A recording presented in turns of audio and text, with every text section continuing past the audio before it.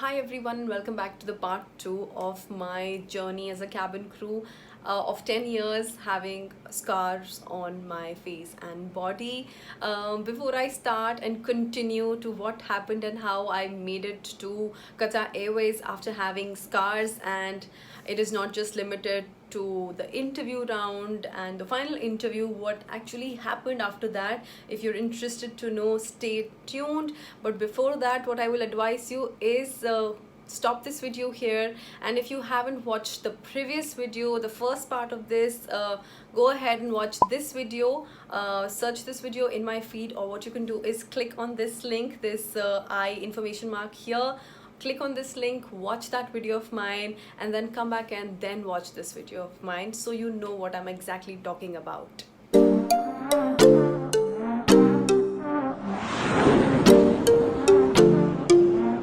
So in 2012, when Qatar Airways came to India and I got to know that they are conducting interviews in India, I had done my research on. Also, I would like to tell you that there were a few of my colleagues from my previous airline, which was Kingfisher, also by that time had got through their interviews, and with talking to them, taking their advice, and also researching my bit, I got to know that having a clear skin and having no tattoos is a very strict environment requirement by the airline.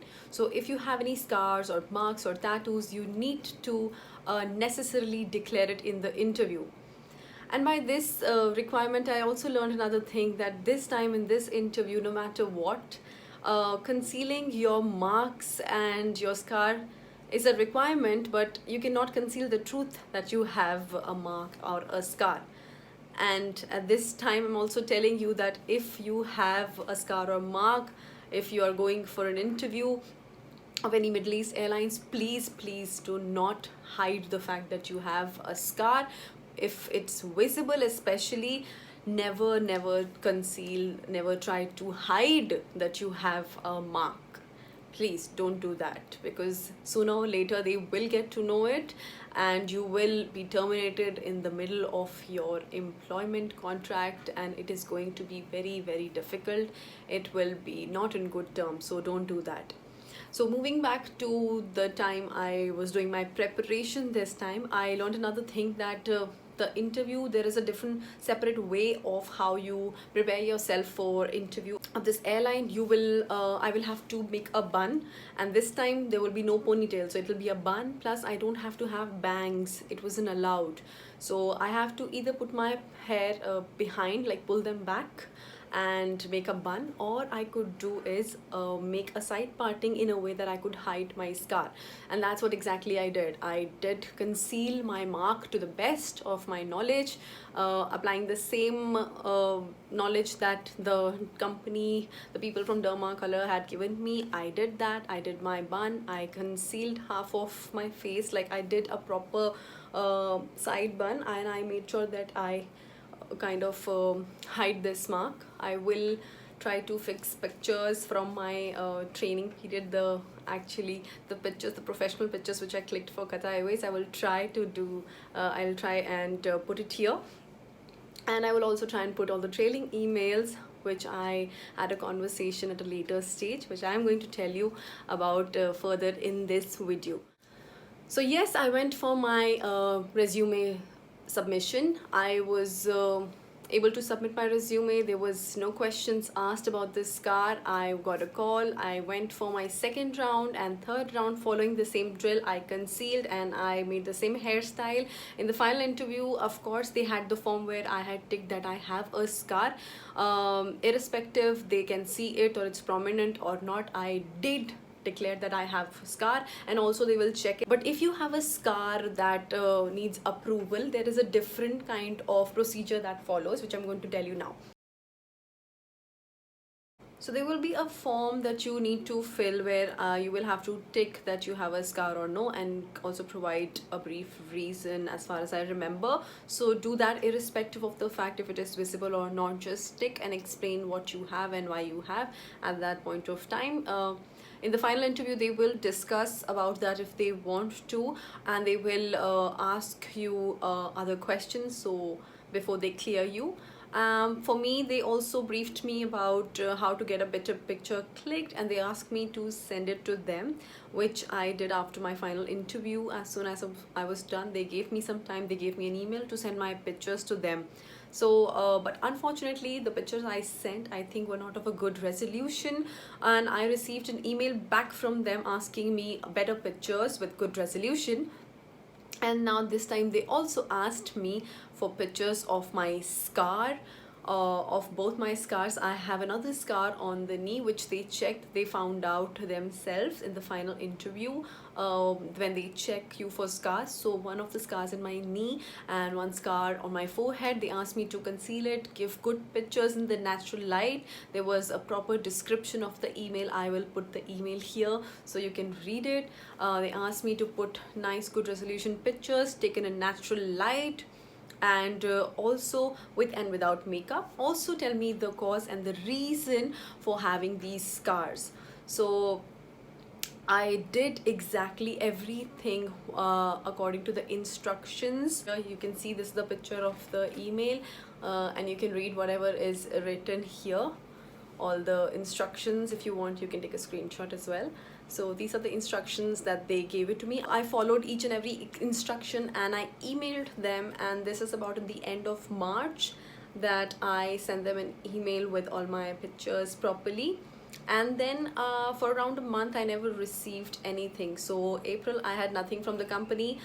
Mid-May, around the 20th, I sent them an email asking the status of my application, and the very next day I received an email for my pre-employment medicals. So I just assumed that I was cleared. However, in the medical pre-employment forms, there is another form wherein you need to specify, declare if you have a scar or mark or not, and if you do, you have to explain the reason, which goes to their medical team. When I filled all these forms and I did my medicals, all the pre-employment medical medicals list which was sent to me, I did all of them, and within 4 to 5 days, which was the deadline, I sent them back. So another email I got from them after 20 days asking me for a medical report by my doctor specifying the cause and the reason, and if it was safe, like an NOC, a declaration, sort of everything, a full report from my doctor about the scar of my forehead. So they asked me to send this report with all these things by my doctor, which I had to do and send them. I did that within 2 days and I sent it to them, and I received an email at the end of June from them. Yeah, I know they take some time, they do take a lot of time, so you have to be very patient. And in case you have a case like this, you have a scar, be prepared. This is the procedure that you will have to do. You will have to go with through all these emails and procedures as well. So I submitted them the report, and then around in July, I did this in June, I got an email from them in July around 9th that I was recommended by the cabin crew department, and they congratulated me, and I got a mail on the 9th of July with my offer letter and my things that they had asked me to fill, some more requirement, some more documents that were required, and a few information by their side, and also consent from me that I was okay to fly around the 14th of July, which was like another 5 days. So that was the time given to me by the company to get prepared. So a consent from me that I was ready to join a batch which was starting from the 16th. I was okay, I was excited, I did not want to delay. I had already waited for so many months. I was super excited and I said yes, and I actually completed all the things. I packed and I flew to Doha, and I started my journey in training. But let me tell you another thing. Once you reach Doha, there is another check with the doctors. You repeat everything. You have to stick to all the same reasons. You should know how to conceal.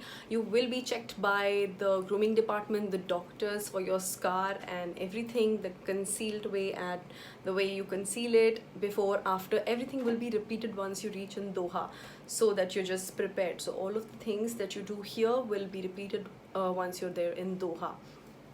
Also, once I started flying, things were normal. I had a specific way, as I told you. I used to conceal and I used to make a bun, a side partition bun, and fly. But eventually, as the things normalized and I almost forgot about it, I started even putting my hair fully back. I will put pictures, you can see. I started flying with my hair pulled back entirely. The scar also faded a little, like it looks quite natural now. It looks much better now after years of flying. And I was promoted to first class cabin. I was also part of promotional team from the time I was F1. Like, I worked in business class and then I became a supervisor, and I continued doing the same thing. So I was a part of the promotional team. I was doing events with them. I was doing other activities. I was a part of Qatar Airways. It was not just rendering flying duties, but other things also, which I was never discriminated upon, or this scar or mark was never a reason to keep me aside. And you can see in these pictures when I did my promotional events, I had absolutely no problem with my scar or mark. So when I tell you that you should never miss an opportunity to give an interview with an airline and get clear, I really mean it. If I would not try and go for the interview, I would not be able to show them what I have apart from the scar, what skills I possess, what kind of a personality, what kind of a person I am, how fit I am, how perfect I am for your airline, how I have worked so hard on myself to become a part of your airline. Convince them, give it a shot. Only then will you able to be a part of the airline. And then sky's the limit, guys. You can see yourself, sky's the limit. I have worked for 10 years in aviation and there was no looking back. And once I was done, I successfully, like, I voluntarily, I resigned from my duties. I was not terminated, or I wasn't asked. I had never had to go through anything because of my scar or mark. So this was my little story, my journey of flying for past 10 years, of having an amazing flying career with amazing airlines, and which never got affected by my scars or marks. That is why I always tell you to never give up. Always try and give that shot. Don't think of cracking the interview once, especially with Qatar Airways. There are so many examples of my colleagues, my friends who have tried so many times that they have got through in their 7th or 8th or 12th or 10th, so many, after giving so many attempts. So never say never. If you have it in you, you will make it. Do not sit back, do not stay behind, do not miss an opportunity to give an interview just because you have a scar. If I can do it, so can you. Just never stop working on your skills, your personality, on the things which are under your control. Work on them. Also research and try to find out ways to conceal and convince your recruiters. If you are confident, your confidence can be seen by them and nobody can stop you. And as I already said, sky is the limit. And that was all for this video, guys. If you liked this video, please give it a like and share it with people as much as you can. Inspire them, motivate them, give them the reason to fulfill their dream of becoming a cabin crew. And if you haven't subscribed to my channel, please hit the subscribe button, and I will see you in my next video. Till then, take care and bye bye.